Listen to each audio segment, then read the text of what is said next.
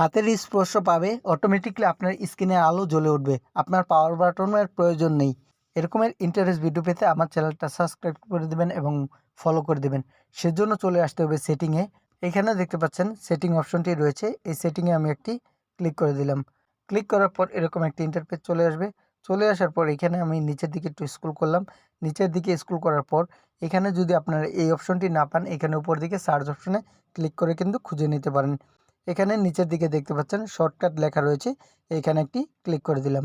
Click করার পর এরকম একটি ইন্টারফেস চলে আসবে। চলে আসার পর এখানে আপনারা লেখা দেখতে পারবেন, স্মার্ট মোশন লেখা রয়েছে, এখানে আপনারা একটি ক্লিক করে দেবেন।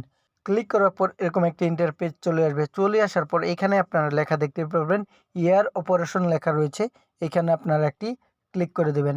ক্লিক করার পর এরকম একটি ইন্টারফেস চলে আসবে। চলে আসার পর এখানে আপনারা লেখা দেখতে পারবেন, ব্ল্যাক স্ক্রিন, এইখানে আপনারা একটি ক্লিক করে দিবেন।